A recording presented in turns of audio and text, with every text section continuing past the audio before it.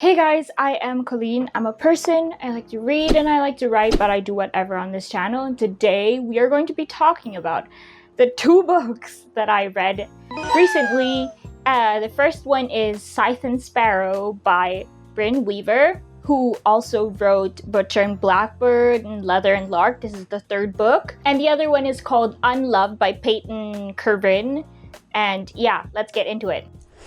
So the first book is, as I said, Scythe and Sparrow. This is part of the Ruinous Love trilogy by Bryn Weaver. I cannot add any more reallys to that sentence, but I really loved Butcher and Blackbird, and I thought it was well written. The villains were formidable, and there was a sense of thrill to it that I didn't see in many books at the time. Leather and Lark, the second installment, was a bit I didn't like it as much, let's just say that.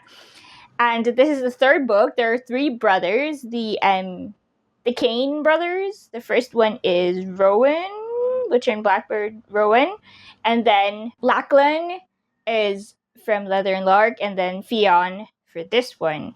Fionn, our love interest, he's a doctor, and he takes in this circus performer who is a bit murdery. So the girl is the murdery one in this scenario. I mean, both kind of are, but if we're being technical, she started it first, the murdering. Fionn has to take her in because he's a medical professional and she's recovering from injury. And yeah, it just ended up that way. And they're both sort of vigilante killers, but Rose even more so than Fionn. Okay, first point, it's not as murdery as Butcher and Blackbird, if that even makes sense. Butcher and Blackbird was very quintessential dark romance, serial killers vibe. I don't know, it was more interesting because it was on the darker side and everything was just a little bit more sinister. This one leaned more towards romance than dark.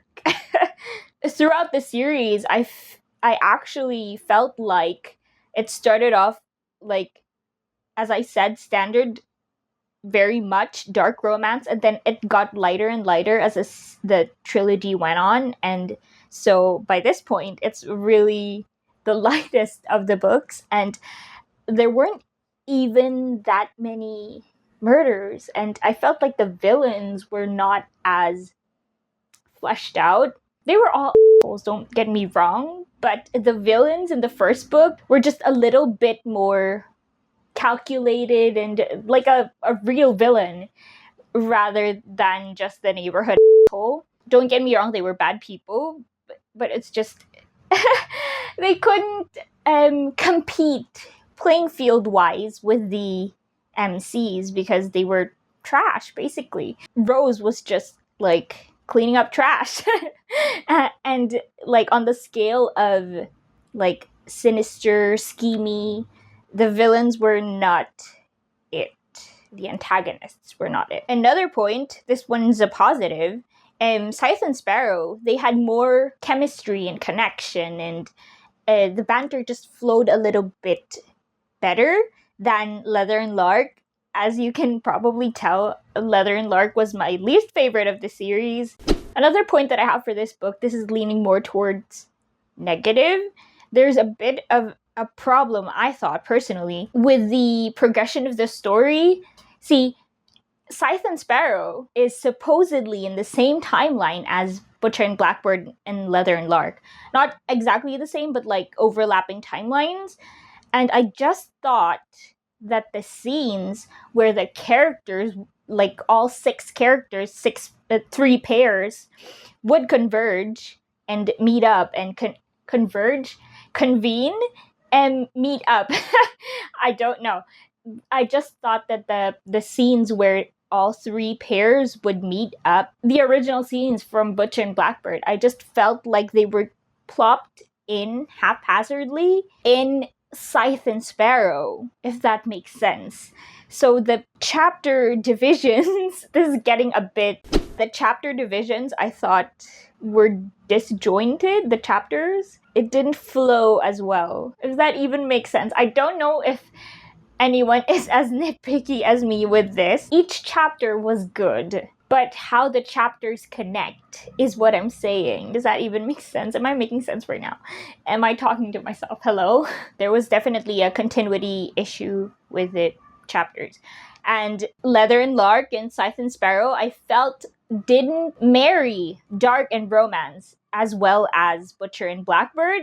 I miss the villains. I miss the formidable, calculating, sinister serial killers from the first book because they were killing serial killers in the first book. To Scythe and Sparrow's credit, it's a good romance. They were a good pair, which is what I liked about this book. I enjoyed it overall, but those are just some of the points. In case you want to read it, I would still recommend it. I still enjoyed it. It's just a bit of a letdown from how high Butcher and Blackbird started.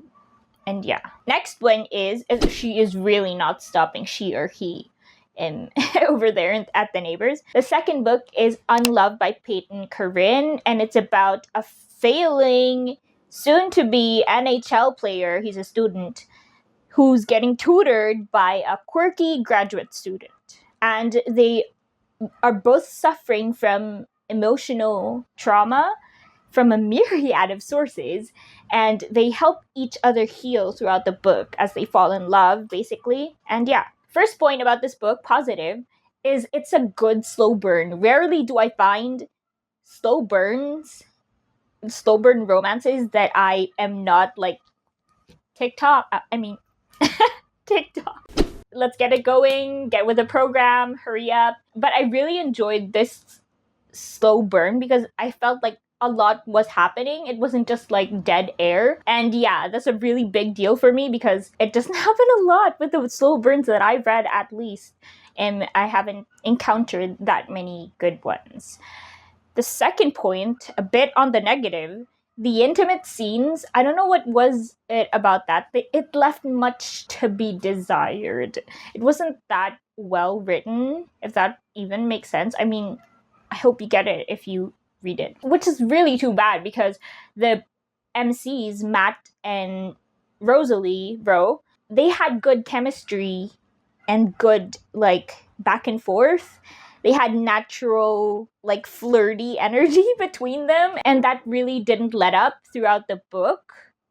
I don't know why it didn't translate to the intimate scenes. The next point is neither here nor there. It was a bit of an emotional roller coaster. It was the drama. A lot was happening from a lot of different people, and the people that you're supposed to be annoyed at, you will be annoyed at. My Kindle was at risk at one point because I was so annoyed by this douche character that was put in there to make my life miserable. And yeah, it definitely worked. They could not catch a break. Whenever you think there's some time and space for them to like nurture their new love, there's always like an asshole trying to get in between them. And yeah. My next point, oddly enough, is the thing that was lacking in Scythe and Sparrow, I found in this book. How lucky is that? This book, I think it operated, this is book 2. I didn't read book 1, but I will. I think it will continue to operate and operated past, present, and future in overlapping timelines, exploring the situation that each hockey player is going through in their senior year. There's bits and pieces, parts, where you can kind of get a glimpse into the drama, into what the other player is going through while you're engaged in this story, but it was written in well. It didn't feel weird or disjointed or like just put in there. It flowed well and didn't really take away from the story. The story could still stand up on its own, and the glimpses would just get you interested in, wonder what's going on over there. And I suppose we'll see in the following books in the series. There are quite a lot of people in this friend group. There's one particular part in this book that I thought was really done well. There's a part where something was currently happening, but he was remembering, the character Matt was remembering something, and I thought the intervals between laying out what was happening and how that was triggering that memory to resurface in his mind, I thought that was done well. You'll get it if you read it. I definitely don't see it done well often. So kudos to the author. As I said, dramatic roller coaster adventure. The MCs, Ro and Matt, they're highly emotional people and they're flawed, deeply flawed. But it doesn't prevent you from liking the character or making them less endearing. They were still both likable, inherently good characters. The last point, Tyler, the antagonist, well, one of the antagonists, he was the most insecure, manipulative, tantrums prone little boy that I have ever read. He was so abusive to the MC, and several times I wanted to fight him, which I thought was an indication of a good, well-written antagonist. So there. Okay, so overall, it was an intense but enjoyable read. And it's long too, so you get to really stew in your feelings in there. Prepare yourself for the drama if you're going to read it. I am currently reading Rebel Without Claws. I didn't even know that Juliet Cross was releasing a book in the same universe as the Stay a Spell series, which I mostly liked. And yeah, I'm currently reading that. It's coming off a bit insta-lovey, but I haven't read the whole thing, so we'll see. Those are all the books that I read recently. Not many, but I will definitely be making another one if I read more. I'm currently busy with writing, which is a blessing because I didn't think I would be in a headspace ever again to be writing 4,000 or 5,000 words a day, but here I am. And I'm just trying to be as efficient as I can in this surge. That's it. I hope you guys enjoyed the video. Like, comment, subscribe if you want to. And I will see you guys next time. Bye.